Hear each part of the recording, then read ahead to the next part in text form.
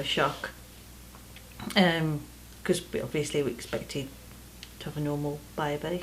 It was bad when your mother was told that you'd got cystic fibrosis, and the hospital tended to say that you know how bad it was. I think they made it a lot worse than what it was. They didn't seem to know an awful lot about cystic fibrosis. We was obviously devastated looking at a gorgeous newborn baby that looked absolutely perfect, and then them saying that really. They said that basically you was going to be a cabbage for the rest of your life, because they didn't actually know, I don't think, what cystic fibrosis was. I saw that the terrific amount of medicines that you needed, which really put me back, you know. It's a learning curve, especially because I was so young, and it being my auntie from literally the day I was born. I was brought up around her taking a medication. It teaches you a lot, because nobody takes it as seriously if they don't understand it, if that makes sense. I've never really advertised the fact that I've got cystic fibrosis, but that's merely just because I don't feel it's something that people need to know.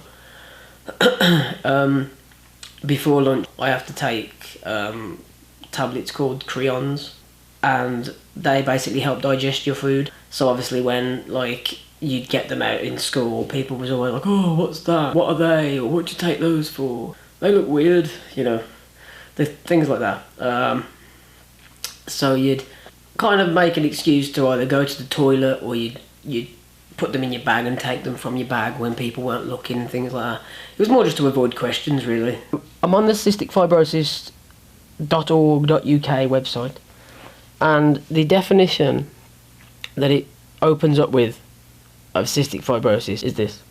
Cystic fibrosis is a life-limiting inherited condition caused by a faulty gene that controls the movement of salt and water in and out of cells. It affects more than just your chest. There's so many elements to it. Personally, I think it's a very misunderstood disease. People don't really know much about it. It's not as talked about, if you like, as things like asthma or the other diseases. In a lot of cases, like at your school, I don't think you were given the understanding that you should have had at school. Teachers didn't really understand it, so when you couldn't be on time for school, and they was always questioning why you were late and things like that, it was annoying. But if they would have been more understanding of the condition and would have been more knowledgeable of the condition, they wouldn't have been so questionable as to why I was late and why this and why that and why I was having so much time off at certain points and things like that. So it's pretty annoying in that sense. I'm speaking from my experience at my school. They just weren't very understanding about it. They'd contacted the council, they'd contacted our doctors, they'd contacted our nurses at the hospital. You know, it's cystic fibrosis specialists, people like that. So I go to hospital every 4 to 6 weeks. I'll have clinic appointments. During those appointments I'll see a doctor, a physio, a dietitian, and occasionally a psychologist. You'll go in, you'll be assigned a room. In that room you'll stay throughout the clinic appointment. You'll have somebody come in to check your height and check your weight, and then they'll do something called a spiro. It's called a spirometer, which checks your respiratory status. So they call it lung function.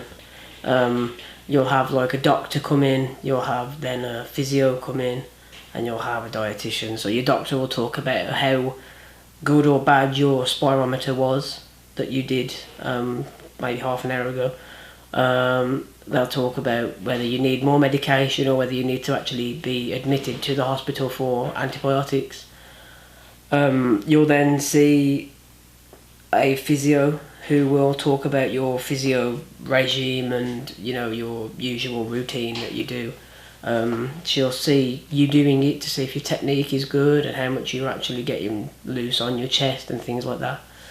You'll see a dietitian who will talk about like how much you're eating, like your vitamin levels, things like that, how many creon you're taking, whether you need more creon, and disgustingly they'll talk about poo, because they all need to know how your bowels are. Funnily enough, this was me in 2008. As you can quite clearly see there, bone structure was not a fan of me. I was rather fat. Weight is very important with cystic fibrosis. It helps fight infection, and with a crap immune system, that's helpful. Up until the age of about 16, I was at the Birmingham Children's Hospital. That was really nice there. The transition was really weird because I wasn't sure how that they would treat me, in terms of like having almost like a little family at the children's hospital. Like, you know everybody there, you know the staff and whatnot. Like, they get used to you and stuff. So after obviously 16 years of it, I wasn't sure how going to a new hospital would pan out, but it worked well. Like, they were very welcoming. I've been there now for nearly 4 years, and you get used to people even more going every single time. Hospital wise, you get enough freedom. I mean, your antibiotics are every 8 hours, so you have them at 2 o'clock, and then you haven't got to have them until 10 o'clock on the evening. So that gives you an 8-hour gap to be free, I suppose. If you're well enough, they allow you to go out. My hospital's in Birmingham, so they allow you to go into town and, you know, have food, or even go home for a few hours just to see your family and whatever. Visiting hours are like it's like a 12-hour window, so like, you know, there's enough freedom in that sense. You get access to internet and things like that, so you're never bored. There's televisions in your room. You also have your own room due to cross infection, so you get your own, you know, you get your own room, you get your own fridge, which is good. You get your own shower, your own bathroom. It's like a hotel for the sick. I spent my 16th birthday in the Birmingham Children's Hospital, and they while I was asleep, they decorated my room with like banners and stuff and balloons and whatever, and they got me a present too. I almost spent my 18th birthday in hospital. This was when I was at the Heartlands Hospital, but they let me go home the day before for the party and everything, which was amazing. I was still on antibiotics while I was at home, and probably shouldn't have drank at all, but did. And I had to go back a few days later, which was kind of depressing, in the sense of like, you'd just been home for this big event and then you're having to go back again. So it was pretty rubbish. In a way, it's affected me in the sense of like, before I was able to do things that I'm now not able to do at an older age. For example, like, I used to play football all the time. I had friends around here playing football in the garden, or I had friends at school who I'd play with. At one point I even tried to play for a team. Whereas now, knowing that I'm older, I can't do that. I can barely run. As it is, it's just so I just don't have the stamina to do it. It's a very big strain on my lungs, and I find it difficult to breathe. I've been a wrestling fan ever since that was this big, if not smaller. And me and my brother always used to play upstairs and stuff. We used to put the bed out and whatever, and we used to just wrestle. We used to go all out with that. We used to like get, like the lids off Rose's tins, like the chocolates. We used to use those, and we used to hit each other over the head, and because it made a good noise, like a steel chair. It made a nice loud noise. We used to get Grandad's video camera out, and we used to record matches and stuff like that. That was quite amusing. You're sucking your mom's ass, you fat idiot. And then not long ago, a couple of years ago, I found out that I could actually be trained professionally by wrestlers themselves, and so started that, as it's something I've wanted to do forever.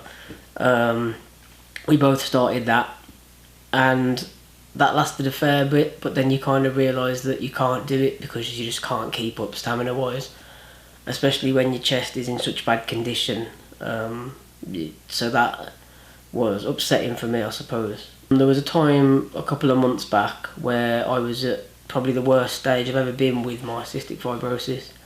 My lung function had gone down to a very low percentage, and they was actually talking of a lung transplant, which to me sounded very extreme because at this age that is not something I'd consider.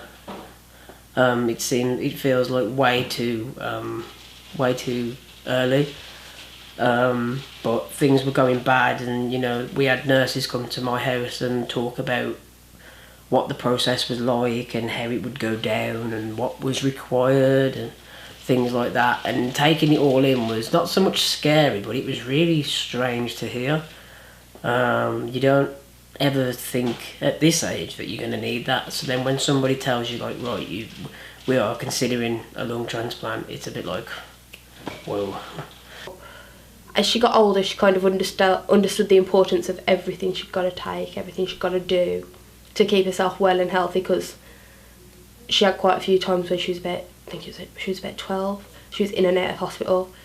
So it kind of put it in perspective then for her. So when she became a teenager and a bit older, she knew she'd got to be very careful. There's been so much talk of a cure that, like, you don't know whether to believe it or not. I think eventually we're going to get some, not necessarily a full cure, but I think we'll get some form of help to help you a little bit more than what you're getting at the moment. I personally would probably find it weirder being cured than not, because it's almost like saying goodbye to something that you've been born with. You know, you've had it since birth, and now all of a sudden you don't have it. It's like, it'll be strange. I remember we was in Spain the once, and it's like really disgusting, but it's really funny at the same time.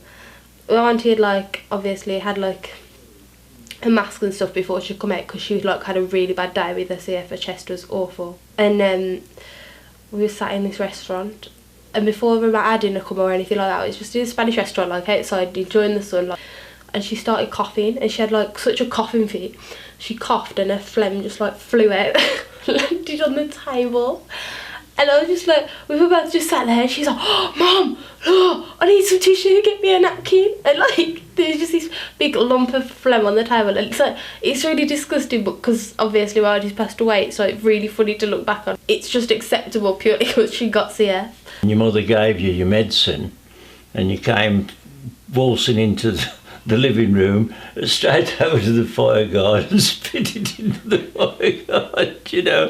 And I told your mum about it. She didn't know. And you were most likely doing this every day, you know, so you weren't having your medicine. People often ask me what it's like to have it, and things like, oh, do you wish you didn't have it, or whatever. Well, I don't know. I don't know what it's like without it.